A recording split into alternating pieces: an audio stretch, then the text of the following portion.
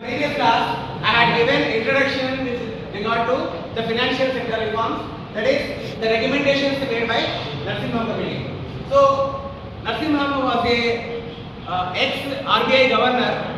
Then the government of India had asked him to give his suggestions on working of banks in the country. So, he has made a study and he has submitted the same to the government of India. Then if you see the observations, the key highlights of the Narasimha Committee report, we have almost 9 points similar.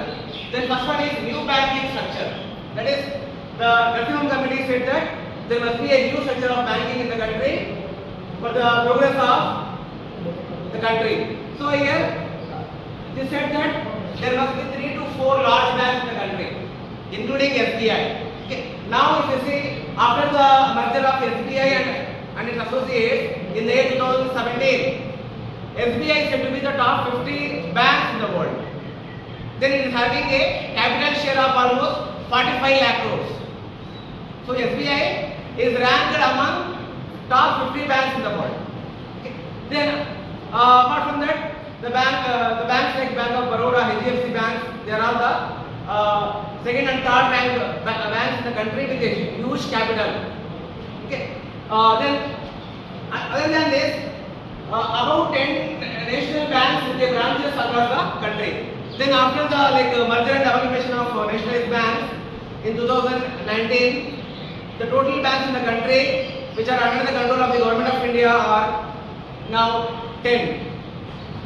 Okay. Then, as per the report available, there are almost 1,60,918 banks are there. That is with branches altogether. Then India is having almost 1,60,918 banks in the country. Then local banks. Then the committee has specified that there must be a region-centric banks in the country. So to address that, the small banks will be introduced. The concept of small banks will be introduced. Apart from that, the government of India has also introduced payment banks. Okay. Payment banks concept. Then we have the payment banks like Airtel Payment Banks, Jio Payment Bank, as well as Indian Post Office Payment Bank. And then one more is the committee has recommended to have regional rural banks. So here these regional rural banks are made to provide funds for agriculture as well as for rural development.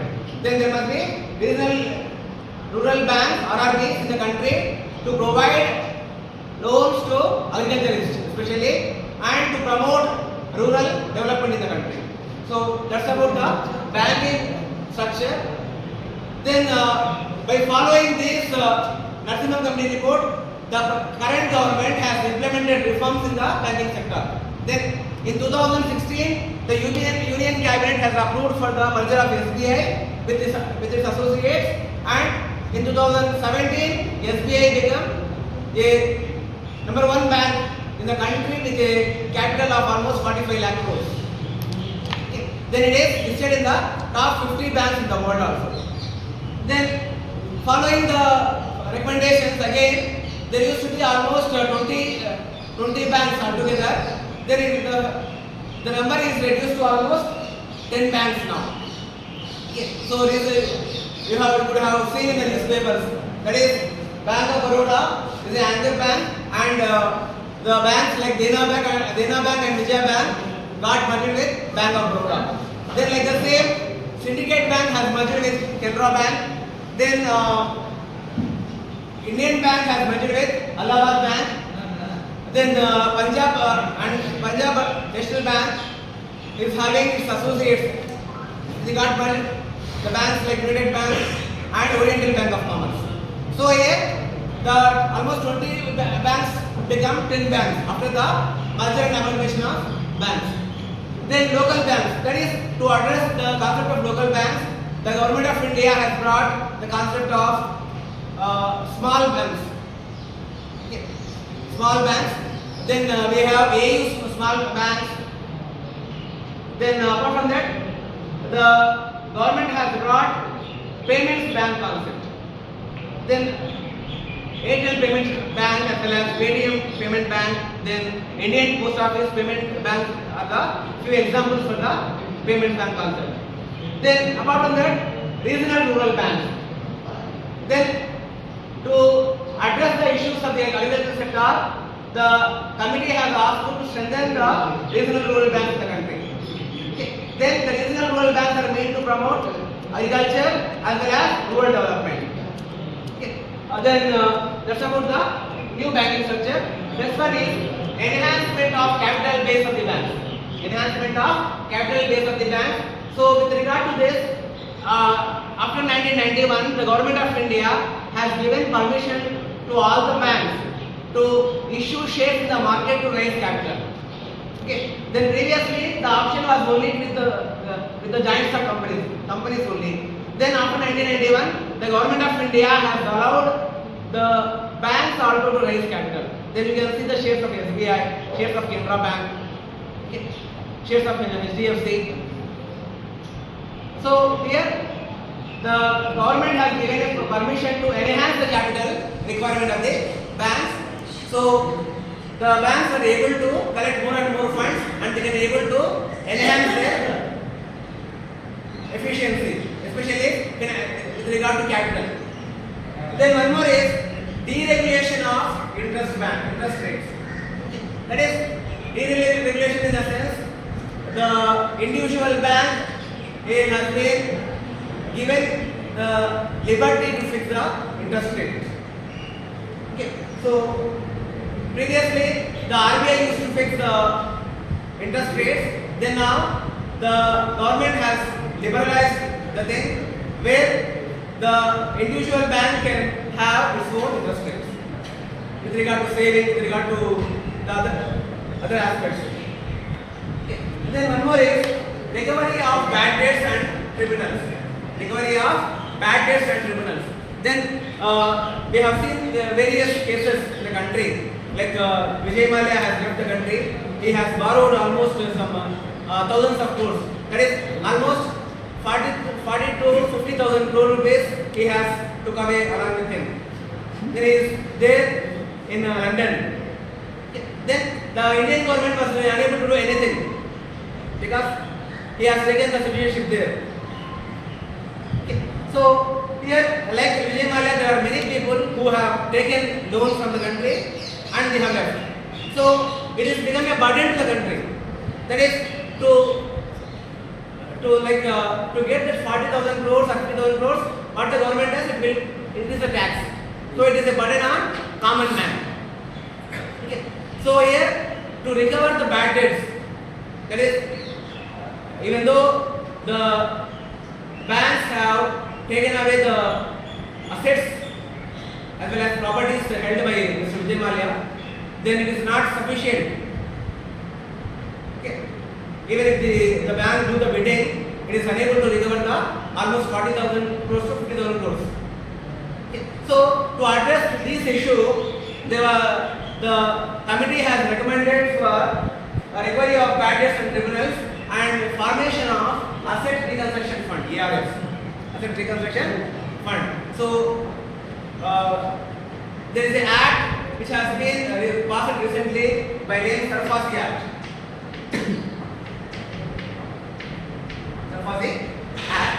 Then according to this act, after the 3 months, if an individual is unable to pay the bad debt, unable to pay the EMI or loan, the banks can claim the properties of the individual according to this act. Previously it was not existing. So according to this act, the banks will be having a liberty, will be having a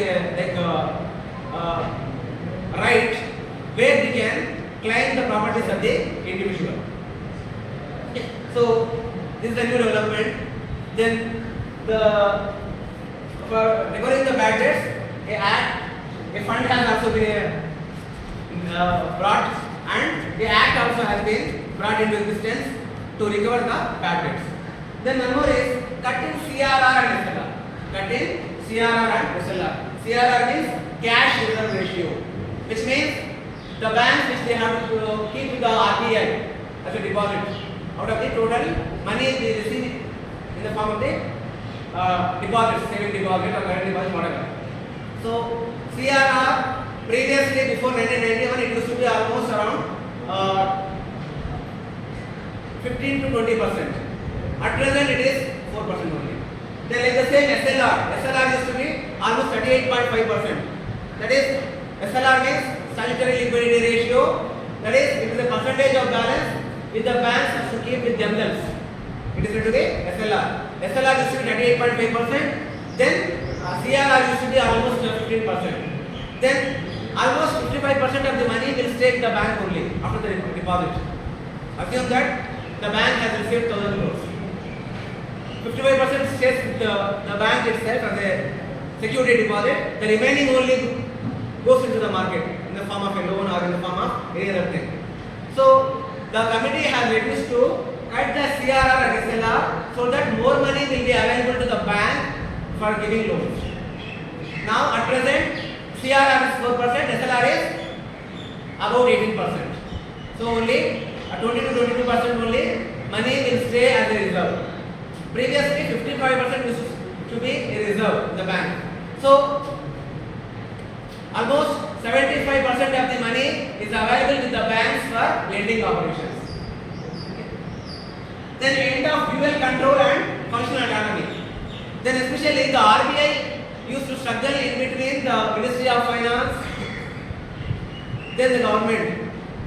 Then especially all the financial institutions has to follow the dual control of RBI as well as Ministry of Finance. Okay. Then here the committee has recommended to end the dual control. That is the banks as well as the financial institutions must be given liberty to function. Okay. Anyone has to have a full control on the financial institution, not dual control. That is previously Ministry of Finance as well as the RBI used to have a control on all the financial institutions in the country. Okay. Then here the committee has asked to end the dual control and functional autonomy should be there. That is the financial institutions will be having autonomy to function freely. That is they must be free from the political control as well as bureaucratic control. So that's the other thing. Then one more recommendation made by National Committee is liberalization of capital market. Liberalization of capital market. Then previously the RBI used to have a control on capital market. Then SEBI, SEBI, Securities Exchange Board of India, has formed in 1992. To look after the overall functioning of the capital market. Okay. So that's the other development when it comes to financial sector reforms. Okay. Then one more is abolition of branch licensing. That is, there must be no new banks in the country and there must be no new branches also. That is, the committee has recommended for abolition of branch licensing. Then the existing banks only can have a liberty to expand the branches. Okay. There must be no new banks in the country. Then the committee has asked to reduce the number of government banks from 28 to 10. 28 to 10. Then there must be no further expansion of branches.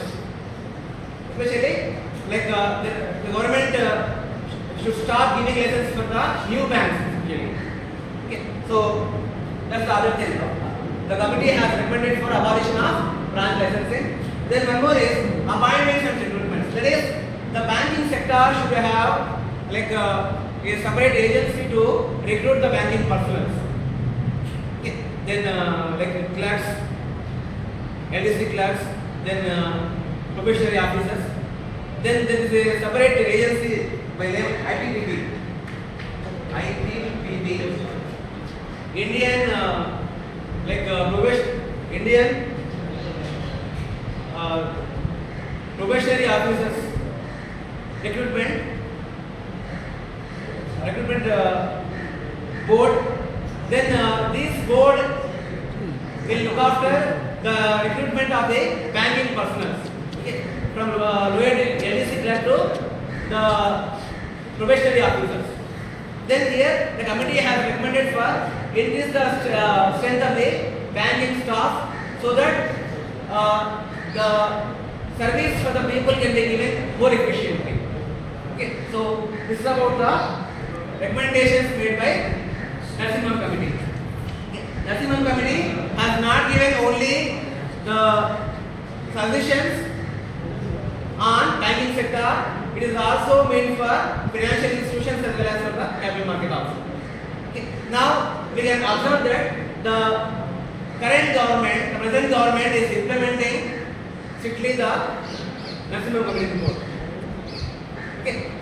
So as like we have the banks like State Bank of India, HDFC Bank, Bank of Baroda, then Punjab National Bank. They are said to be the top 4 banks in the country.